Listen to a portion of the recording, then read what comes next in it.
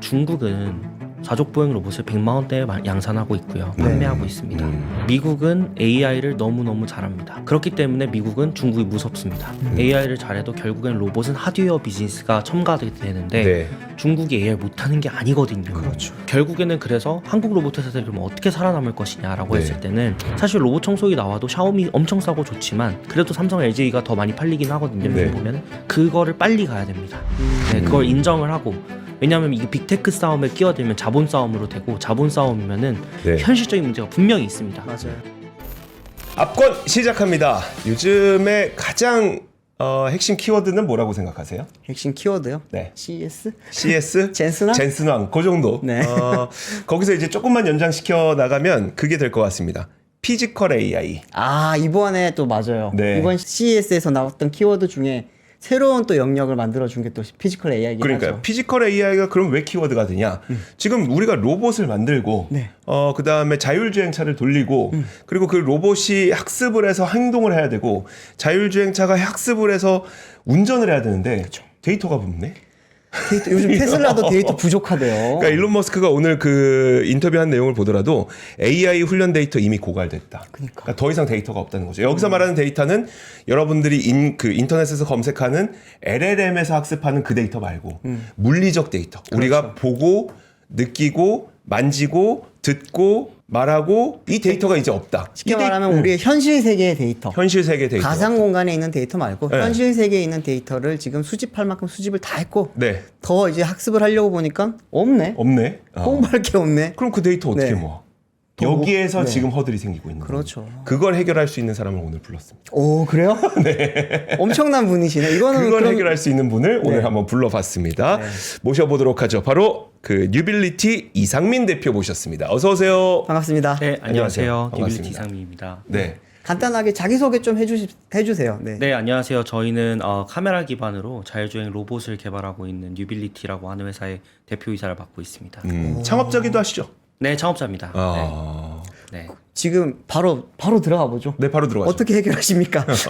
데이터의 문제. 네, 아까 저희가 지금 뭐 잠깐 간단하게 이야기를 하긴 했지만 네. 사실상 이제는 인터넷에 있는 정보는 학습이 끝났다고 지금 이야기가 나오잖아요. 네, 네. 결국엔 이제 피지컬 AI 데이터가 많이 필요하다고 하는데 네. 어떤 식으로 지금 여기에 대해서 해결책을 갖고 있으신지 네. 좀 설명을 해주세요. 사실은 제가 생각했을 때는 로봇을 개발하고 있는 뭐 대부분의 업체들은 크게 정확하게 말씀드리면 해결책 아직 못 찾았습니다. 어우. 정확하게 얘기를 하면 해결책이 명확하게 없습니다. 네. 다만 저희가 되게 실눈뜨고 예측할 수 있는 부분들은 결국에는 우리가 자율주행 로봇 혹은 로봇의 피지컬 AI 부분들이 결국에는 쓰이기 때문에 이런 필요성들이 계속해서 대두가 된다고 저는 생각하는데 네. 네. 사실은 저희는 자율주행 차에서 이미 그 대답을 어느 정도는 알고 있습니다. 자율주행 차 같은 경우에도 우선적으로 할 수 있었던 부분들이 사실 웨이모와 같은 자동차 회사들이, 그러니까 자율주행 회사들이 있었고 네. 또 테슬라와 같이 자율주행 개발을 하는 회사들이 있었는데 어떤 회사들은 좋은 센서들로 그걸 극복해보겠다. 네. 데이터적인 배리어를 쌓기보다는 좋은 센서들을 마구 넣어서 이것들을 해결해보겠다라고 하는 측면이 있었고 네. 혹은 이거는 궁극적으로 좋은 센서로 해결될 것이 아니라 계속해서 AI를 학습시켜서 AI들이 LLM처럼 정말 데이터량이 정말 초격차로 많아지면 네. 많은 문제들을 궁극적으로 해결할 수 있을 거다라고 하는 테슬라파들이 있었던 것처럼 네. 로봇도 이제는 그런 피지컬 AI 부분에 대해서 데이터에 대한 문제들을 고민을 하기 시작한다고 저는 생각을 하고 있습니다. 네. 사실은 되게 어려운 부분들은 자율주행 차는 운전자가 있었어요. 네. 그렇죠. 근데 로봇은 운전자가 없죠. 네. 일반적으로 로봇을 우리가 기대를 할 때는 사람처럼 막 자유롭게 생각해서 일도 할 수 있고 네. 운전도 할 수 있고 빨래도 개줘요. 빨래도 갤 수 네. 있고 뭐 설거지 해줘야 설거지도 하고 이게 제일 네. 필요해. 맞아. 네, 애도 돌보고 애도 다양한 돌봐야 되고, 네. 일들을 기대를 하지만 사실은 그 데이터가 없거든요. 그래서 그 데이터에 대한 방식을 결국에는 두 가지로 일반적으로는 제시를 최근엔 하고 있습니다. 네. 첫 번째는 차처럼 빨리 많이 팔아서 어떻게 보면 데이터를 얻을 수 있는 파이프라인을 만들거나 네. 혹은 정말 실환경을 거의 100%까지는 어렵다고 저는 아직은 생각하는데 99% 정도 모사할 수 있는 시뮬레이터를 만드는 겁니다. 사실은 그래서 이미 자율주행이 됐든 AI에서 많이 제시됐던 방법론이 게임을 사용하자 GTA 같이 이런 네. 실환경을 모사한 것 같은 게임을 만들어서 네. 학습을 해보자라고 이미 2013년, 14년부터 그런 연구들이 있었지만 네. 사실 우리가 게임을 하면 사람이 걷는 게 우리가 걷는 거랑 너무 다르잖아요. 그렇죠. 이렇게 그렇기 이상하게 때문에 막 걸으니까. 이렇게 네. 걷잖아요. 좀 벽에서도 걸어요. 네, 네, 그렇죠. 그리고 막 점프도 이상하게 네. 하고 네. 차도 피해야 되는데 안 피하고 계속 서 있고. 맞아, 네. 맞아. 그래서 사실은 그런 부분들에 대한 연구들은 사실 계속해서 진행이 돼 왔는데 너무 실환경과 다르다 보니까 네. 이것들에 대해서 어려움이 있었던 것입니다. 근데 이거를 단비처럼 등장한 게 어떻게 보면은 이거를 그 랭귀지 모델 기반의 시뮬레이터를 만들면 네. 실환경과 상당히 유사하게 만들 수 있구나라는 것들을 알게 됐고 네. 사실은 이거를 최근에 CES에서 젠슨 왕이 코스모스라고 하는 네. 그 로보틱스의 파운데이션 모델을 네. 개발할 수 있는 플랫폼을 공개를 했는데 그게 코스모스입니까? 맞습니다. 네. 근데 사실 그 전에 이미 일론 머스크 테슬라 같은 경우에는 자율주행 차에 쓰이기 위해 시뮬레이터를 만들어 놨습니다. 사실은 그런 유사한 족보를 가지고 사실 같이 가는 건데 네. 이름을 네. 계속 바꾸고 있어요. 원래는 코스모스가 아니라 작년 이맘때만 해도 이름이 그루트라고 하는 네, 그쵸. 플랫폼이었습니다. 그래서 사실은 똑같습니다. 똑같은데 새로운 키워드처럼 등장한 걸로 보이는 것입니다. 하긴 작년에 그루트 이야기할 때 네. 이제 막 로봇 옆에 쫙 세워놓고 맞아요. 이제 우리가 만들 서비스 로봇입니다라고 하면서 막 뒤뚱거리는 원리 닮은 로봇 나오고 그러면서 이제 여기에 쓰이는 플랫폼이 그루트가 될 겁니다라고 이야기까지는 했었는데 올해 갑자기 코스모스가 나오길래 저희는 맞아요. 사실 완전히 새로운 건 줄 알았거든요. 네. 아니군요. 그럼 그게. 그루트는 사라진 겁니까? 제가 봤을 때는 네이밍을 변경한 거에 가깝지 않을까. 완전히 새롭다기보다는 결국에는 뭔가 새로운 업데이트 버전 정도라고 저는 생각하고 있습니다. 네. 그러면 그 코스모스라고 하는 어떤 사이버 세상의 현실인 거예요? 그렇죠. 어떻게 보면 디지털 트윈이라고 보시면 디지털 될 것 트윈. 같습니다. 디지털 트윈은 엔비디아 옛날부터 해왔었고. 그렇습니다. 거기에 이제 기반한 네. LLM 모델의 네. LLM 파운데이션 모델의 네. 생긴 거고. 네, 맞습니다. 네, 그래서 랭귀지 모델을 어떻게 보면은 만들어야 되잖아요. 네. 로봇도. 그렇죠. 근데 랭귀지 모델의 핵심은 결국 데이터입니다.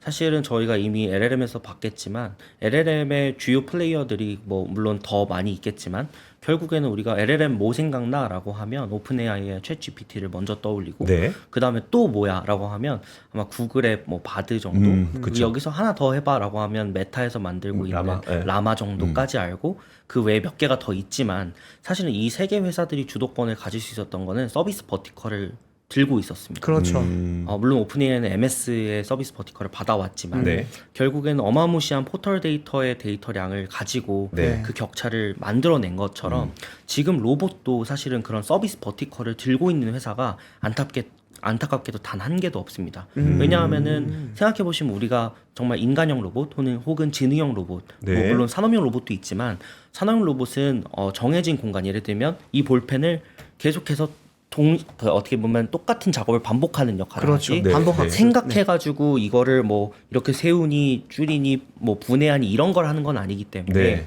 결국에는 이제는 완전히 새로운 차원의 데이터가 많이 필요해지는 것이고 그런 것들을 시뮬레이터를 통해서 만들어서 계속 학습시키게 하는 것들이 지금 이제 어떻게 보면 트렌드로 간다고 보시면 됩니다. 그러면 그 말씀하셨던 게 우리가 물리적으로 실제로 받는 데이터, 그러니까 확보하는 데이터가 있고 네. 그 데이터를 코스모스와 같은 그 시뮬레이터에서 돌려서 추가적인 데이터를 만들어내는 거예요?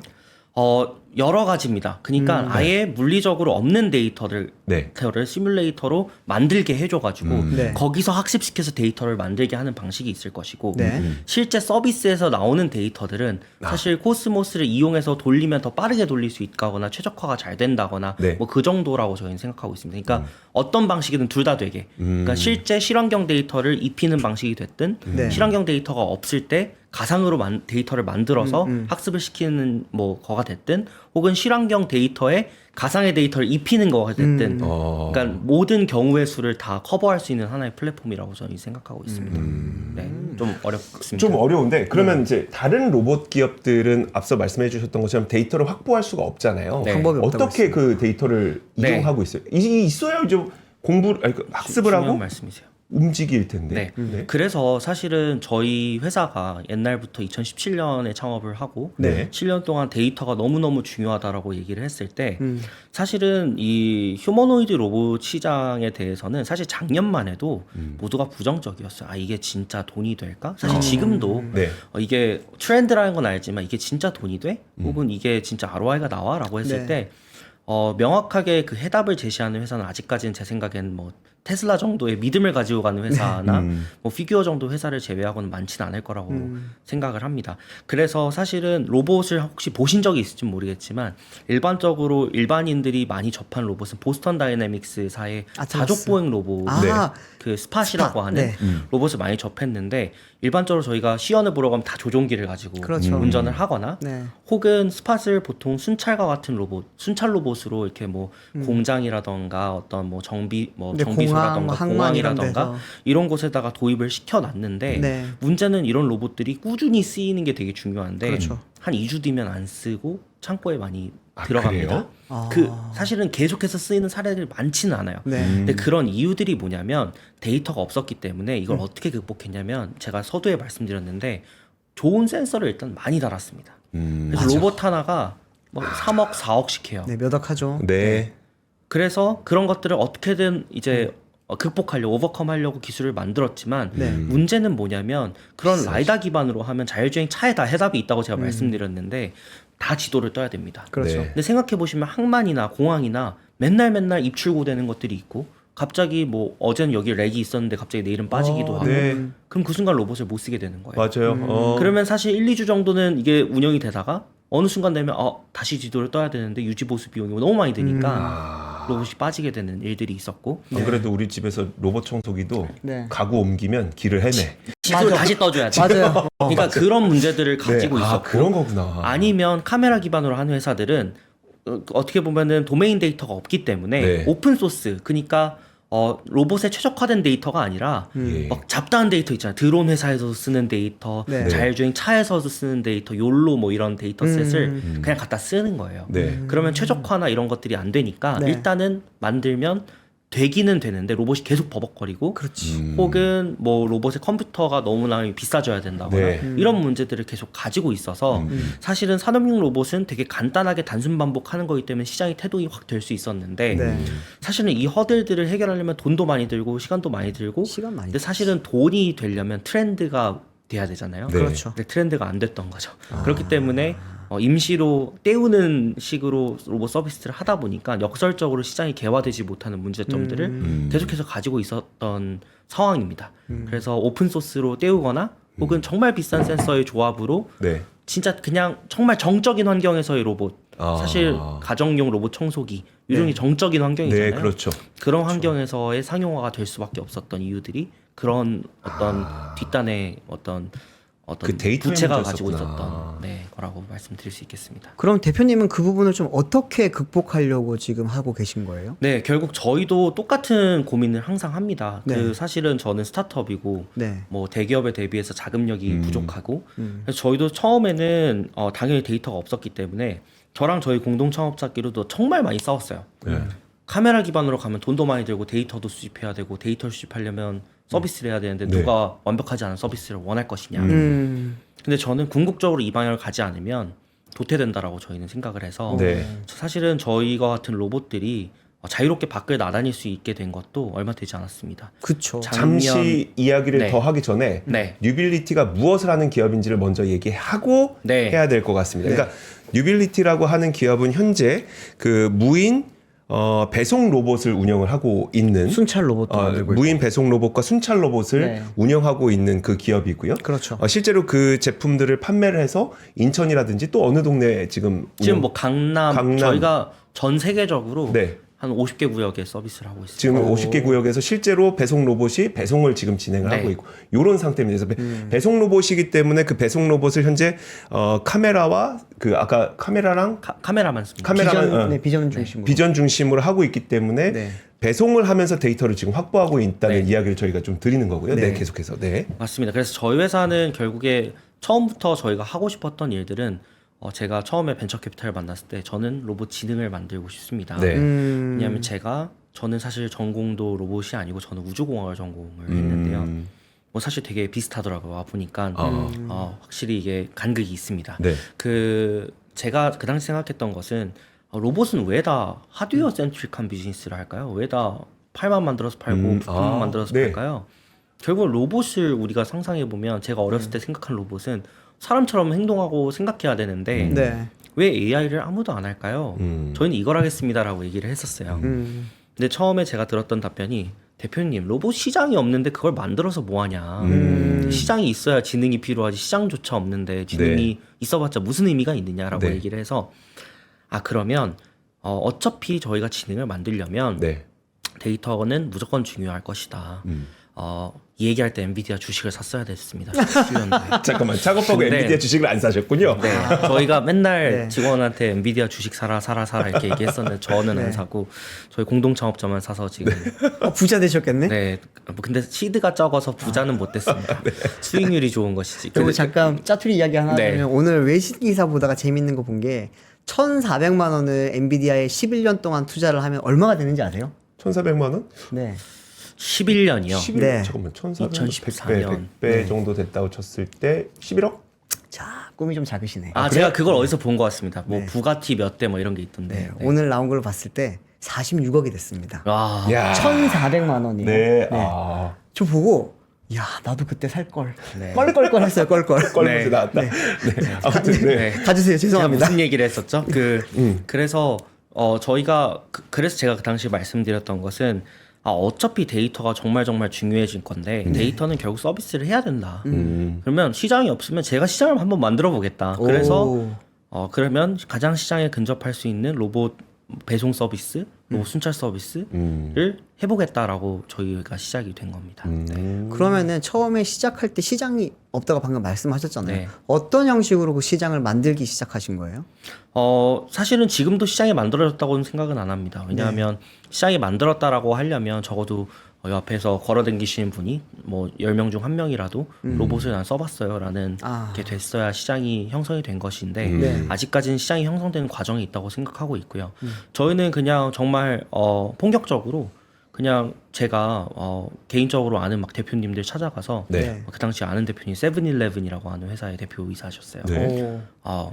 앞으로 편의점 배송을 로봇을 한번 해보셔라. 이렇게 시작이 되고 그러다가 치킨집에서 갑자기 연락이 왔어요. 옆에 네네치킨이 있었는데 네. 네네치킨에서 저희도 한번 써보고 싶습니다. 이렇게 돼서 점점 입점이 막 되기 시작하면서 저희가 그렇게 좀 시장을 만들어 나갔습니다. 그러면서 뭐 여러 파트너들이 막 연락이 오면서 지금까지 왔다고 보시면 될 것 같습니다.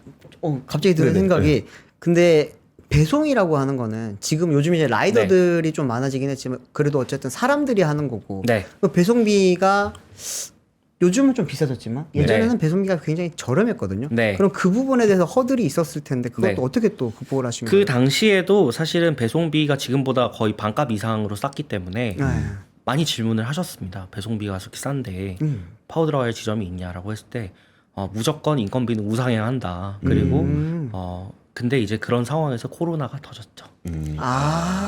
네네.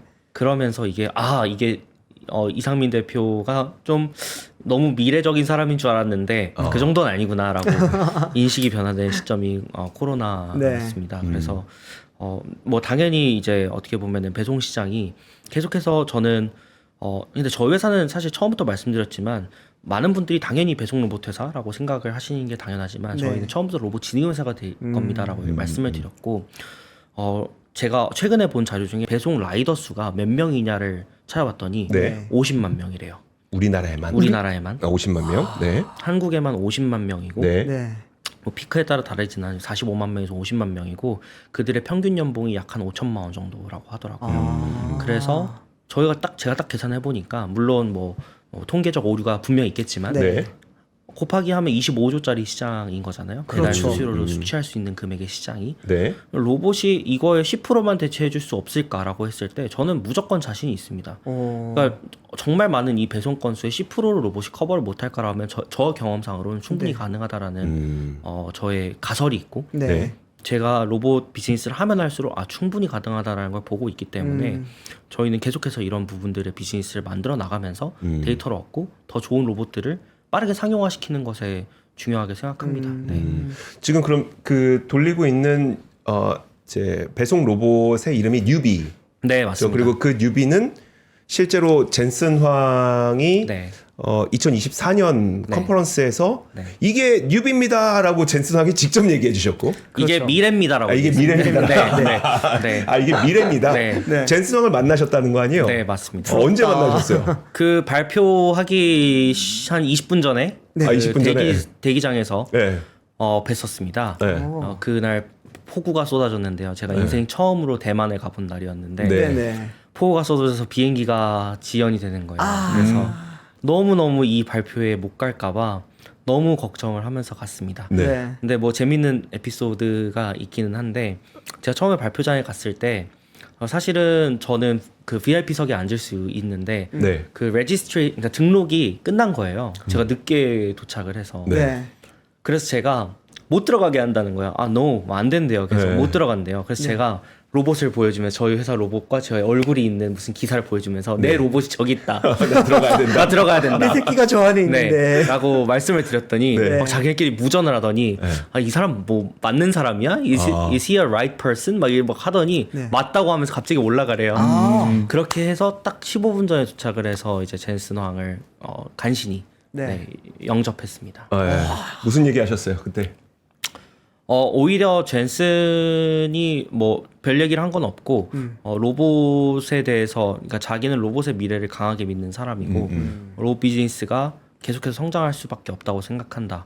그리고 사업에 있어서는 업다운이 상당히 있기 때문에 네. 그런 부분들을 기다리고 참고 견디면 로봇 비즈니스는 되겠지만 너무 그러니까 서두르면 오히려 안 될 거라고 생각을 한다. 뭐 이런 얘기들을 했었고, 네 이제 제가 이제 젠슨한테는 이걸 물어보진 않았고 저희 엔비디아 관계자한테 물어봤던 내용은 저희 회사가 어떻게 선정이 돼서 올라갔냐라고 네. 했을 그러니까. 때 젠슨이 이 키노트를 준비를 할 때 아시아에서 이제 대만에서 하는 행사니까 네. 미국의 로봇 회사들은 배제하고 아시아에서 가장 액티브하게 로봇 비즈니스를 전개하는 회사들을 추천해 달라라고 해서 쇼트 리스트를 이제 가져왔었고 네. 그 중에 이제 저희가 유일하게 한국 회사로서는 선정이 됐고 나머지 2개 회사가 더 있었는데 그건 대만 회사였습니다. 네. 그렇게 선정이 됐어. 근데 지금 이제 저희가 피지컬 AI의 데이터와 관련된 이야기를 하고 있으니까 네. 네. 결국 그 데이터를 확보하는 게 가장 중요한 거고 그걸 하기 위해서 서비스를 하고 계시는 네. 거고요. 근데 지금 돌아가고 있는 그 뉴비 네. 뉴비들로 인해서 확보하는 데이터 양이 네, 과연 얼마나 많을까? 맞습니다. 이게 네. 지금 좀 궁금하거든요. 네. 어때요?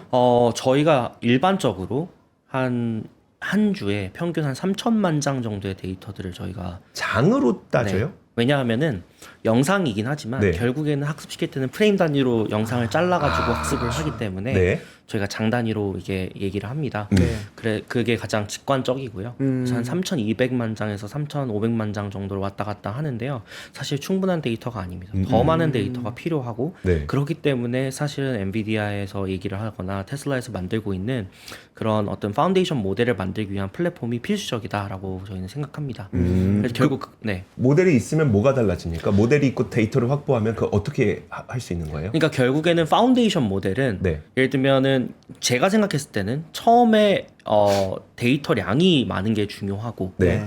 그 다음에는 데이터의 질이 중요합니다. 네. 사실은 뭐 데이터량과 질을 따지면 일단 양이 많이 중요하거든요. 네. 근데 파운데이션 모델을 만들어주는 거는 데이터 양을 펌핑해주는 것이지 질이 좋은 데이터라고 뭐 궁극적으로는 그렇게도 되겠지만 사실은 아무리 우리가 디지털 트윈 혹은 시뮬레이터로 실환경을 모사한다고 한들 네. 100% 모사라는 거는 어렵습니다. 그렇죠. 그렇기 때문에 그 마지막에 간극을 채워줄 때 저희의 로봇 영상 데이터들이 채워줘서 퀄리티를 확 높여주는 효과를 가져오는 것입니다. 네. 그래서 결국에는 LLM에서도 사실은 모델의 데이터량은 야후나 뭐 구글이나 다 많겠지만 네. 결국에는 데이터량이 충분히 모이면 그 다음엔 모델을 만들지 않습니까? 네. 그렇죠. 모델 최적화를 진행을 하고 그때는 이제 경량화라던가 모델에 대한 직접 개발이라던가 이런 것들을 하게 되는데 그럴 때의 리얼월드 데이터들이 상당히 중요하게 작용을 합니다. 왜냐하면 리얼월드 데이터가 단순히 영상 데이터뿐만 아니라 네. 로봇이 이 상황일 때 어떻게 판단해서 행동할 거냐의 뒷단에 그 로직이 숨어 있는 데이터잖아요. 네, 네. 그렇죠. 그 데이터와 그 모델을 더 강인하게 만들어줄 때 역할이 있습니다. 그렇기 때문에 파운데이션 모델이 필요한 건 물리적, 그러니까 현실적으로 그냥 데이터가 없기 때문에 네. 빨리 펌핑해주는 용도고 그 이후부터 이제 어떻게 하면 더 좋은 데이터를 만드는 건 결국에는 실환경의 데이터들 그리고 실환경에서의 판단 뒷단에 이게 백엔드 단의 데이터들이 되게 유효하게 작용한다고 보고 있습니다. 이거 질문 드린 이유가 뭐냐면 그럼 만약에 많은 그 로봇 서비스 업체들이 서비스를 하면서 데이터를 모아서 코스모스 위에서 그걸 네. 이제 학습을 시켰어요. 네. 그럼 그 데이터를 학습된 데이터를 그냥 이용하면 되는 건지 네. 아니면은 그럼에도 불구하고 내가 갖고 있는 방금 말씀하셨던 것처럼 나의 데이터가 있으면 경쟁력이 달라지는 건지 그게 궁금해서 그래요. 후자입니다. 그러니까 내가 있는 데이터를 기반으로 또 올릴 수가 있기 때문에 네. 그러니까 예를 들면 제가 뭐 예를 들면 이 환경의 리얼월드 데이터들을 저희가 네. 수집을 했어요. 네. 근데 예를 들면 여기다가 갑자기 사람을 집어넣고 싶어요. 네. 사람이 막 더 많아지고 싶어요. 지금 3명인데 네. 여기 한 30명을 집어넣고 싶어요. 네. 그러면 그건 리얼월드 데이터에서 못 모으잖아요. 리얼월드는 3명이기 때문에. 네. 그렇죠. 근데 그런 코스모스 같은 플랫폼은 여기다가 5명, 6명을 더 만들어주는 거예요. 네. 그러면은 어떻게 보면은 모델이 더 좋아지겠죠. 네. 네. 그런 효과들을 가지고 오는 겁니다. 그래서 당연히 데이터를 가지고 있는 회사들이 훨씬 더 좋은 모델 성능들을 가져올 거라고 생각을 하는 것이고 다만 이런 코스모스와 같은 플랫폼은 어떻게 보면은 로봇 회사들한테 민주화를 해주는 개념입니다. 그러니까 너네들이 데이터 너무 없었으니까 네. 이걸 써서 너네들이 자체적으로 원하는 환경을 만들든 우리가 쌓아놓은 데이터를 쓰든 뭐가 됐든 상관이 없으니 일단은 지금은 제로 투 원조차 안 되는 상황이니까 네. 제로 투 원을 우리가 만들어줄게. 그럼 원에서 투는 너네들이 알아서 해라는 용도의 파운데이션 모델일 겁니다. 네. 어떻게 보면 마중물 역할을 하게 되겠네요. 맞습니다. 네. 지금 어떻게 보면 아까 말씀하셨지만 아예 데이터 자체가 없었는데 네. 코스모스가 만들어짐으로 인해서 마중물이 만들어지고 그 물 위에서 이제 그러면은 거기서 뭘 만들어내든 좀 더 정확하게 하는 네. 거는 자기만의 스스로? 현실의 그런 리얼 데이터가 있어야 되는 상황이고 지금 이상민 대표가 있는 유빌리티 같은 경우에는 서비스를 하면서 리얼월드에 대한 데이터를 쌓다 보니까 네. 훨씬 더 정확도를 높일 수 있다. 네. 이렇게 지금 이해를 하면 되는 걸까요? 그러니까 사실은 LLM과 자율주행 차에서 거의 다 답이 있는 싸움이기는 한데요. 네. 저희가 챗GPT가 아무리 좋고 진짜 좋거든요. 사실 네. 써보면 엄청 좋지만 사실은 예를 들면 어떤 스타트업들은 챗GPT를 안 쓰고 네. 자체 데이터 가지고 자체 모델 했더니 예를 들면 내가 더 좋은 성능을 보여주는 그 벤치마크 점수를 막 보여주는 거를 자랑하잖아요. 네. 그쵸. 그게 어떻게 보면 질 좋은 데이터인 거죠. 네. 네. 똑같습니다. 네. 로봇도 그런 질 좋은 데이터가 필요할 것이고 뭐 도메인마다 다르겠죠. 일단은 파운데이션 모델 일단 로봇이 움직이게 해주겠다라는 네. 정도라면 로봇이 뭐 예를 들면 불을 더 잘 탐지해요라고 하는 것들은 뭐 물론 파운데이션 모델 도움을 받을 수 있겠지만 뭐 직접 비교는 어렵겠지만 그런 부분에서 나는 B사보다 우리 데이터가 더 많기 때문에 얘네들은 80%할 거 우리는 90% 해요라는 것들의 업사이드로 보여줄 수 있을 겁니다. 네. 그래서 자기의 데이터를 직접 확보하는 것이 되게 미묘하지만 커다란 격차를 만들 수 있는 네, 맞습니다. 경쟁력이다. 네.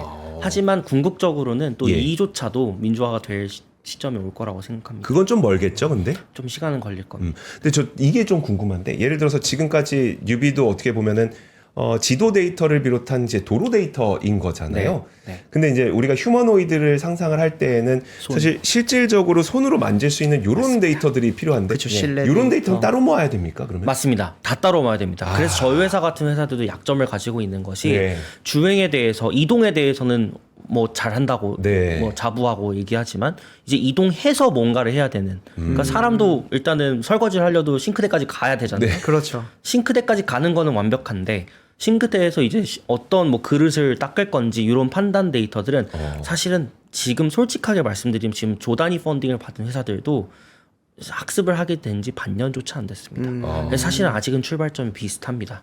하지만 사실 저희가 이미 미국의 AI 회사들에서 봤지만 어마무시한 자금력으로 돈을 투입하고 네. 그 돈이 데이터를 라벨링하고 만드는 거에 투입이 되는 순간 그게 격차거든요. 네. 네, 그래서 그런 부분들이 무섭습니다. 다만 저희 같은 회사들의 장점이 있는 것은 단순히 데이터를 잘 수집하는 것도 좋지만 결국엔 데이터를 수집을 해서 그걸 학습을 돌려서 로봇에 다시 배포를 해서 계속해서 로봇이 강화가 돼야 AI잖아요. 네. 그렇죠. 강화가 안 되고 데이터만 모으면 아무 의미가 없는 그렇죠. 거잖아요. 네. 근데 그걸 MLOps라고 이제 전문 용어로 얘기를 많이 하는데 그 MLOps 시스템 저희가 이미 다 갖췄기 때문에 그러니까 뒷단에 백단에서 데이터 수집해서 강화시키는 플랫폼을 갖고 있기 때문에 데이터의 앞단만 빨리 모아주기만 한다면 네. 더 빨리 돌릴 수 있는 것이죠. 왜냐하면 아직까지 많은 로봇 회사들은 일단 데이터를 모으고 있지 이 뒷단은 이제 개발을 시작하는 거기 때문에 이걸 개발할 시간 동안 또 데이터를 저희 모아서 돌려놓으면 시간적인 여유는 있지만 사실은 지금 로봇 같은 경우에는 거의 미중 간의 패권 전쟁으로 번져 있기 때문에 그쵸. 네. 이게 사실 한국 기업으로 솔직하게 저희 같은 회사들도 되게 어려움을 겪고 있습니다. 그래서 지금은 이제 이게 국가 대 국가대의 싸움으로 거의 가고 있는 상황 속에서 네. 네. 정말 이 데이터를 어떻게 하면은 많이 얻고 갈 거냐라는 게 고민의 지점이긴 합니다. 야, 이게 어떻게 보면은 빨리 우리나라 입장에서 봤을 때요. 네. 경쟁력을 높이기 위해서는 로봇 같은 특히나 네. 이제 배송 로봇이라든지 순찰 로봇이라든지 이런 분야에서 조금 규제를 좀 빨리 풀어줘서 네. 많이 데이터를 쌓을 수 있게 해주는 그러니까요. 방법이 좀 필요할 것 같아요. 예전에도 뭐 전기차라든지 자율주행 관련된 것들도 보면은 규제 샌드박스라든지 이런 좀 여러 가지 좀 특별 정책을 통해서 네. 열어주면서 사실은 전기차 분야도 많이 컸거든요. 우리나라 입장에서 봤을 때. 이런 부분에서도 좀 이런 도움이 필요하면 좋을 텐데 우리 정부가 도와주는 게 있나요?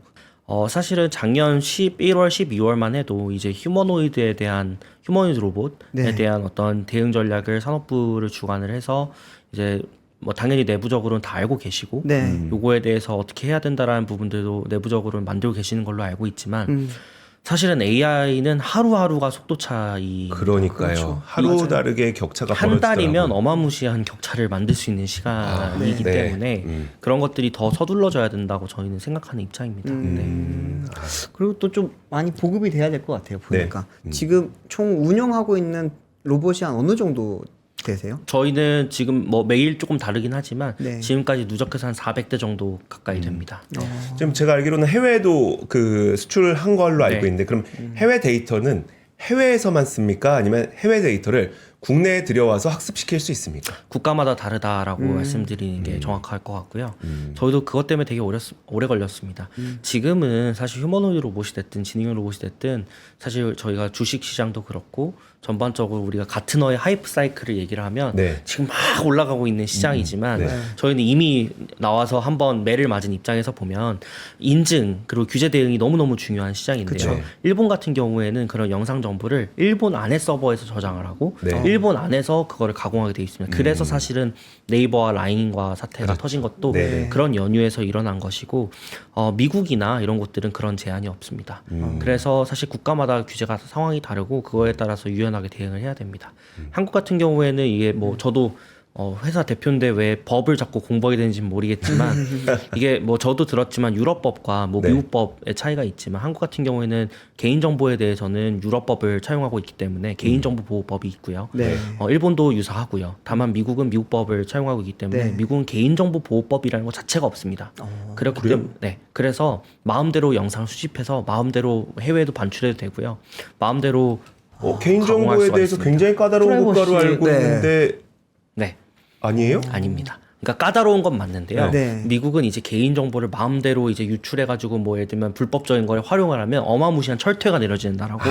다만 네. 영상을 가지고 해서 기술 개발 목적으로 쓰는 거에 대해서 아무런 제약은 없습니다. 야, 네. 이게 정말 다르다. 그러네요. 테크 중심적으로 정책이 네. 만들어져 있는 그래서 거예요. 사실은 가장 논란이 됐던 부분도 테슬라 자동차가 그쵸. 네. 데이터를 막 수집하는데 네. 왜 우리 현대차는 그렇게 못하게 하냐라는 게 가장 큰 허들이었고 맞아요. 그게 이제 작년이 돼서야 개인정보보호위원회에서 특례를 내줬습니다. 맞아요. 네. 어. 저희도 마찬가지였고요. 근데 물론 우리는 개인 정보를 보호해야 된다는 아주 중요한 대원칙을 갖고 있긴 합니다만 네. 원칙이 있기 때문에 지금 생길 수밖에 없는 허들과 네. 그다음에 그 자유롭게 학습시킬 수 있는 이 분위기, 그러니까 네. 한국과 미국을 놓고 보면 네. 구조적으로 미국이 빠를 수밖에 없는 겁니까? 그렇죠. 왜냐하면은 일단은 마음대로 그러니까 법적인 테두리 내에서 마음대로 해라고 하는 것과 특례를 부여할 테니까 이런 규정을 만들어서 이런 실사를 받아라고 하면 저희 경험상 개인정보 실사를 받는 데만 해도 수개월이 걸립니다. 그리고 막 프로세스도 있어요. 실제로 저희는 영상 데이터를 저도 접근을 못하고 네. 저희 회사에서 지정한 사람들이 그 지문 인식 시스템을 그러니까 찍고 들어가서 방에서 그 데이터를 볼 수 있는 인원이 한정이 되어 있고 막 이러면 프로세스가 어마무시하게 막 또 생기게 되고 이 네. 프로세스가 간단한 것 같지만서도 뭐 익명화 처리도 막 해야 되고 하면 돈이 두 배로 듭니다. 네. 네, 시간도 두 배로 들고요. 확보했던 데이터에 사람 얼굴이 있으면 그거 다 지워야 되는 거죠. 다 블러 처리하고. 블러 처리해야 됩니다. 네. 근데 그 블러 처리도 말이 쉽지 네. 막상 하면 그거가 영상을 2번 봐야 되는 거예요. 블러 처리하고 그 사람이 직접 해요, 블러 처리를? 오토 라벨링이라고 하는 기법이 생겼지만 네. 분명히 놓칩니다. 제가 몇 번 말씀드렸잖아요. 테슬라가 오토 라벨링을 하고 있지만 네. 백업하는 직원들이 따로 있어요. 뉴욕 그래서 또 저희도 백업을 해서 네. 그 오토 라벨이 맞는지를 또 다시 확인합니다. 검수해야 되고, 맞아요. 그러면 이게 무슨 문제가 생기냐면 물론 데이터량이 어마무시하게 많으면 그게 좀 메이크 센스 하지만 네. 얘 지금 작아요. 그러면 야 그럴 바에 내가 한다. 이게 돼 버리는 그렇지. 겁니다. 네, 특히 작은 스타트업들은 네. 그렇기 때문에 사실은 비용적으로 2배 이상 들고 시간도 막 2배, 3배 더 드는 겁니다. 그러면 이게 사실은 그래서 오토 라벨링을 그러면 귀찮아서 또 안 써버리게 돼요. 네. 작은 회사들은 그게 좋은 줄 알지만. 네. 아니 이러면 미래가 너무 힘든 거 아닙니까? 네, 그러니까 긴장해야 뭐가 됩니다. 우리가 뭘 해야 됩니까 그러면? 그러니까 결국에는 정말 뭐 이런 얘기하기에 저도 로봇 업계 종사자로서 좀 창피하기도 하고 네. 걱정되는 것도 있고 근데 이 얘기하면 비난의 목소리를 들을 것 같지만 사실 저는 우주 전공이 아니 로봇 전공이 아니기 때문에 네. 네. 좀 당당하게 얘기를 하자면 로봇은 어마무시한 위기입니다. 왜냐하면 중국은 사족 보행 로봇을 100만 원대에 양산하고 있고요. 판매하고 있습니다. 미국은 AI를 너무너무 잘합니다. 네. 그렇기 때문에 미국은 중국이 무섭습니다. AI를 잘해도 결국엔 로봇은 하드웨어 비즈니스가 첨가되게 되는데 네. 중국이 AI 못하는 게 아니거든요. 그렇죠. 네, 그렇기 때문에 GPU를 그러니까 인프라를 규제를 걸어버리게 네. 되는 것인데 결국에는 그래서 한국 로봇 회사들이 그럼 어떻게 살아남을 것이냐라고 네. 했을 때는 제가 가지고 있는 생각은 미중 간의 패권 정쟁에 끼어들기보다는 정말 잘할 수 있는 특정 영역의 버티컬에 열심히 파서 그런 로봇을 만들어서 빨리 상용화시키는 게 답이라고 생각합니다. 사실은 네. 우리가 현대차를 사는 이유가 뭐냐? 라고 하면 여기서의 AS, 여기서의 SCM, 네. 여기서의 구매 절차가 편하고 최적화가 돼 있잖아요. 최적화가 되어 있는 로컬 비즈니스화가 되어 있죠. 물론 현대의 매출은 해외에서도 많이 나오지만 그렇죠. 그럼에도 불구하고 내수 시장이 무시할 정도는 아니란 말이죠. 로봇도 결국에는 그런 특성을 없진 않습니다. 사실 로봇 청소기 나와도 샤오미 엄청 싸고 좋지만 로보락 엄청 좋고 하지만 그래도 삼성, LG가 더 많이 팔리긴 하거든요. 네. 요즘 보면 두 개 합치면 네. 그거를 빨리 가야 됩니다. 네, 그걸 인정을 하고 왜냐하면 이게 빅테크 싸움에 끼어들면 자본 싸움으로 되고 자본 싸움이면은 또 상장 시장에서의 밸류에이션과 자금 조달의 문제가 되기 때문에 네. 현실적으로 미국의 회사를 옮기거나 중국으로 옮기지 않으면 네. 현실적인 문제가 분명히 있습니다. 맞아요. 그렇기 때문에 그걸 차라리 인정을 하고 더 잘할 수 있는 부분에 빨리 파고드는 전략이 솔직히 현실적이지 않을까. 왜냐하면 AI는 어느 순간 민주화가 됩니다. 네. 네. 왜냐하면 하이퍼클로바 쓰나 챗GPT 쓰나 좀 미세한 차이는 있지만 어느 정도 되거든요. 네. 그래서 제가 사실 되게 싫어하는 얘기가 이제 내수화이긴 합니다. 왜냐하면 로봇으로 그러니까 외화를 벌어와야 되는데 네. 내수 그렇죠. 비즈니스가 되면 너무 불행한 거거든요. 그거조차. 하지만 우선은 한국이라는 마켓이 인구 밀집도가 상당히 좋은 마켓이고 로봇도 사실 전 세계 1위로 가장 많이 쓰는 시장이기 때문에 네. 이 시장을 성공을 해서 꼭 미국이 아니더라도 저희처럼 뭐 사우디나 일본과 같은 마켓들 또 일본 같은 경우에는 산업용 로봇은 되게 잘 발달되어 있지만 네. 서비스 로봇이나 지연 로봇은 상당히 덜 발달되어 있고 또 비용에 예민하기 때문에 그런 국가에서 외화를 버는 게 실질적으로 현실적인 방안 아닐까. 네, 불행한 얘기를 하는 것 같지만 네, 그렇습니다. 그러네요. 아니 이제 시작인데 시작부터 니치 마켓부터 가야 된다? 그러니까요. 지금 진흙탕을 지금 이렇게 뭐 맨발로 뛰어야 되는 상황이 돼 버렸는데. 아, 그 이건 어때요? 이건 어때요? 아까 그 미국은 네. 워낙 그 데이터를 활용하고 학습시키는 것은 그나마 어느 정도 자유롭다고 하니까 그러면 우리나라에서 뭐 제조나 이런 건 하되 데이터를 만들 수 있는 건 미국에서 서비스할 수 있도록. 그게 강점이 될 수 있을 것 같아요. 왜냐하면 제조의 거점이 네. 문제거든요. 미국도 제조 거점이 로봇은 제조랑 맞닿아 있기 때문에 그렇죠. 네. 제조에 대해서 미국도 고민을 하는데 근데 사실은 또 이게 참 어려운 부분이 있습니다. 왜냐하면 제조를 이제는 한국만 할 수 있는 게 아니라 베트남도 하기 시작했고 이제는 그렇죠. 뭐 말레이시아도 하기 시작을 했다라는 게 가장 큰 문제거든요. 그래서 사실은 제 생각에는 그래서 한국이 되게 운이 좋게도 서비스 로봇 보급률 전 세계 1위입니다. 네. 아무도 안 믿겠지만 그래요? 그 식당의 서빙 로봇 네네네. 네. 전 세계에서 우리나라가 제일 많이 씁니다. 네. 네. 조금 뿌듯하네요. 네. 네.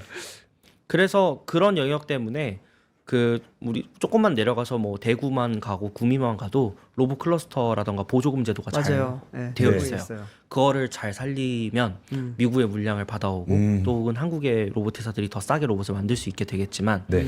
뭐가 됐든 이 경우에는 중국이라는 시장은 놓쳐야 됩니다. 네, 놓쳐야 중국은 됩니다. 완전 놓쳐야. 왜냐면 중국의 가격 경쟁력은 다들 와합니다. 사족보행 로봇 뭐 유니트리사 같은 데는 1,400불인가에 팔아요. 아니 G1이라고 하는 네. 휴머노이드 로봇을 네. 2천만 원대에 판다니까요. 그러니까. 말이 되냐고 그게. 말이 안 되죠. 그러니까 그리고 심지어 2천만 원에 팔아도 남는다고 합니다. 남는다고요? 네. 이쯤에서 파는 게 아니고. 네. 와. 저희가 유니트리랑 교류를 열심히 하는데요. 네. 네. 사실은 제가 3주 전에도 유니트리 본사에 갔다 왔고 네. 하는데 중국을 무시하기가 너무 어려운 세상이 됐습니다. 중국은 무시할 수가 없어요. 이제 두려워해야 되는 존재가 된 것 같아요, 사실은. 알겠습니다. 네. 자, 오늘 그 저희가 피지컬 AI가 이제 시장의 핵심 키워드가 됐어요. 맞아요. 그 이유는 물리적 데이터가 더 이상 학습시킬 만한 데이터가 없다, 고갈됐다라고 하는데 구조적으로 우리나라가 이 데이터를 확보하는데 어려움을 겪는 이유가 무엇인지 저는 좀 오늘 좀 절실하게 저도 느끼게 느꼈습니다. 됐습니다. 그래서 사실 이게 그 데이터를 확보해야 로봇에서 앞서갈 수 있는 거지. 네, 관절 잘 만든다고 로봇에서 앞서갈 수 있는 세상은 더 이상 아닌 게 됐거든요. 맞아요. 그러다 보니까 모쪼록 하루빨리 이 그 어떤 데이터를 확보하고 학습시킬 수 있을 만한 환경을 만들어주는 그런 변화가 우리나라에 좀 절실하게 필요하지 않나라는 네. 생각이 듭니다. 자, 오늘 이 시간은 여기까지 하도록 해야 되겠고요. 지금까지 악권이었습니다.